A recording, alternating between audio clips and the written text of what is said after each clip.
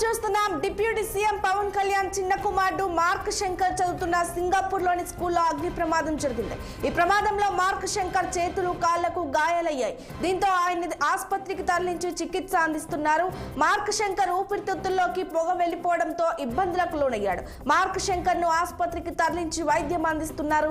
విషయం తెలుసుకున్న పవన్ కళ్యాణ్ తన మన్యం పర్యటన ముగించుకొని హుటాహుటిన సింగపూర్ వెళ్లనున్నారు. మన్యం నుంచి విశాఖ చేరుకొని అక్కడి నుంచి సింగపూర్ వెళ్లేలా ఏర్పాట్లు చేస్తున్నారు. మరోవైపు మాజీ సీఎం జగన్ ఘటనపై స్పందించారు. సింగపూర్ స్కూల్లో అగ్ని ప్రమాదం బాధాకరమని, గాయపడ్డ పవన్ కళ్యాణ్ కుమారుడు మార్క్ శంకర్ త్వరగా కోలుకోవాలని జగన్ ఆకాంక్షించారు.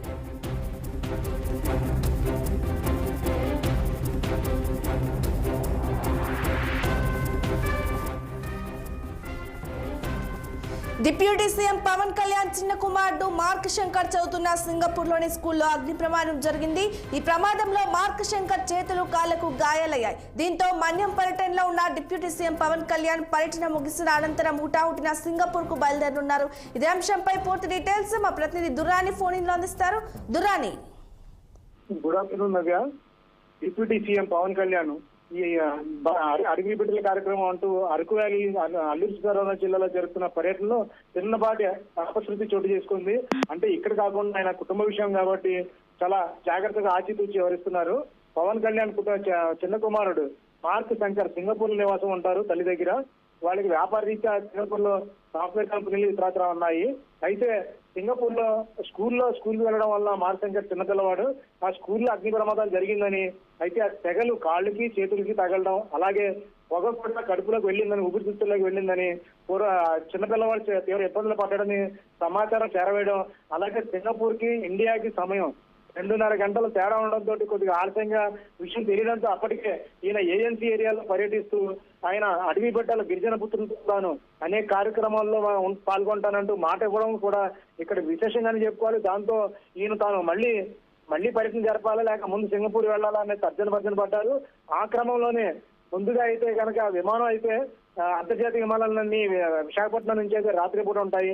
ప్రత్యేక విమానం ఏర్పాటు చేయాలా అన్న తర్జన కూడా పడిన తర్వాత ఏజెన్సీ నుంచి మళ్ళీ విశాఖ వెళ్ళడానికి కూడా ఎలాగా 2-3 గంటలు పడుతుంది కాబట్టి ఈ అన్ని కార్యక్రమాలు చూసుకున్న తర్వాతే పర్యటన ఖరారు చేశారు.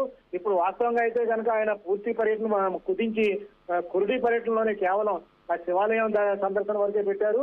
అక్కడి నుంచి నేరుగా ఆయన విశాఖపట్నం సేపట్లో సింగపూర్ ప్రయాణం అవుతారు. ఆయన చిన్న కుమారుడు అయితే కనుక మార్క్ శంకర్ తల్లి దగ్గర ఉంటారు. అనా లిజ్నోవా ఆయన పవన్ కళ్యాణ్ శ్రీమతి వ్యాపార రీత్యా అక్కడ ఉంటారు కాబట్టి వాళ్ళ వ్యాపార సంబంధ సింగపూర్ ఇప్పుడు ఈ రోజు సాయంత్రం కల్లా చేరుకునే అవకాశాలు ఉన్నాయి.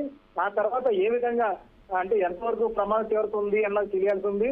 అలాగే అధికారులు కూడా పూర్తి స్పష్టత రాకపోవడం, ఇంకా పర్యటన పట్ల మాత్రం కుదించేశారు. పవన్ కళ్యాణ్ అయితే కనుక అక్కడ బయలుదేరారు. మొత్తానికైతే జనసేన కార్యకర్తల్లో కానీ నాయకుల్లో కానీ ఆందోళన పదం నెలకొంది. పవన్ కళ్యాణ్ అయితే మాత్రం ఎక్కడ కూడా తన ముఖంపై విషాదాలు కనబడకుండా చాలా గుంభనంగానే ఉన్నారని చెప్పాలి.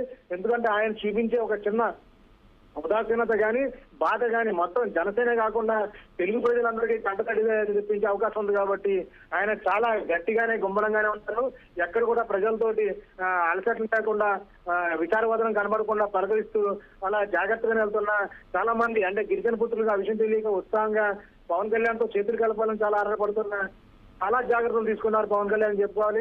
ఇప్పుడు పవన్ కళ్యాణ్ సింగపూర్ వెళ్ళిన తర్వాత అక్కడ పరిస్థితులు అర్థం చేసుకున్న తర్వాత మాత్రమే మనకి ఇంకా మరిన్ని వివరాలు వచ్చే అవకాశం ఉంది. అయితే స్వల్ప గాయాలు అయినాయని మాత్రం స్పష్టంగా మనం చెప్పుకోవచ్చు. చిన్నపిల్లలు కాబట్టి బాధలు తట్టుకోవడం కష్టం కాబట్టి ఈ విషయాన్ని సొంత తండ్రి పవన్ కళ్యాణ్ తలడిల్లుతున్నారని మాత్రం మనం ఖచ్చితంగా చెప్పుకోవాలి. Navya. Right Durrani, thank you.